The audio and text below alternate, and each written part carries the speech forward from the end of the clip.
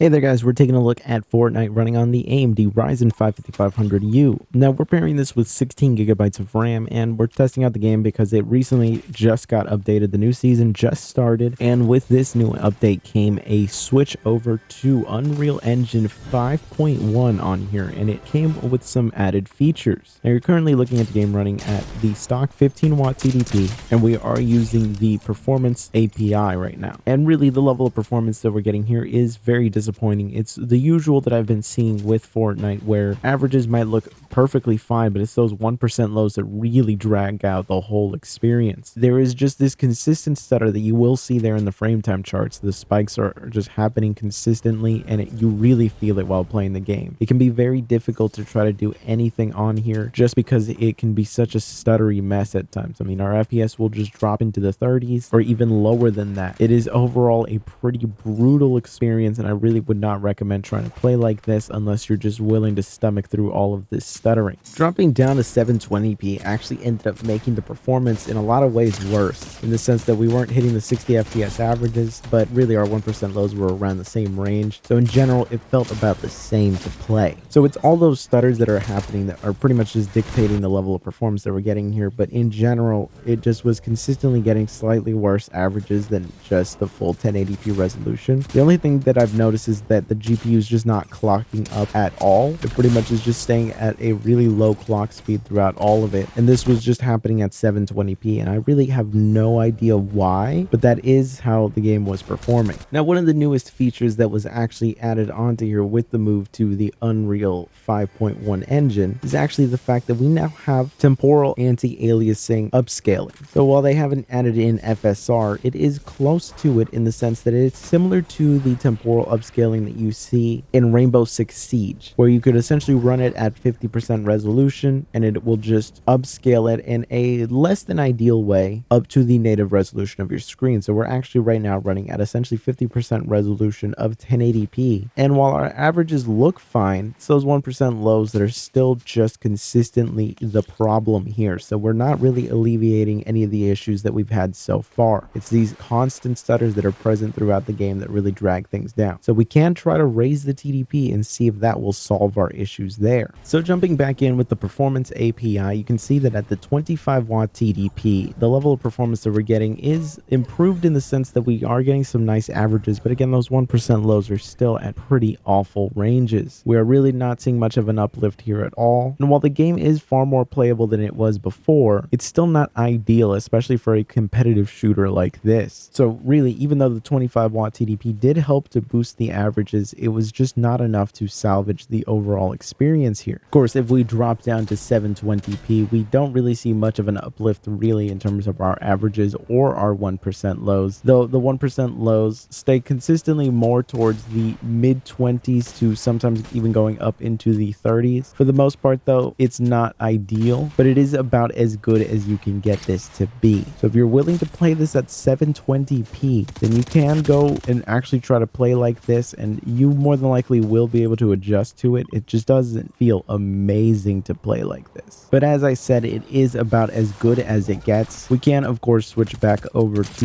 DirectX 12 and take a look at if the temporal AA can actually salvage anything here, but spoiler alert, it's not going to. As you can see by the performance numbers that we're getting here, our 1% lows are abysmal, along with the averages not really seeing much of a huge increase or anything like that. In general, I think that the DirectX 12 API is just far more demanding with the added effects that it has, that it really mitigates any of the benefits of using the temporal AA on here. Now with that said though, Fortnite has been a very demanding game to try to play on these APUs, and with each update it really seems to get more and more difficult to do. I would realistically not play with any of these settings. I would rather just hop onto Valorant than have to stomach through playing like this. But maybe things are different for you and you might find these to be more than acceptable levels of performance for you. But anyways, I hope you found this video useful or entertaining. If you did, be sure to subscribe, and I will see you guys in the next one.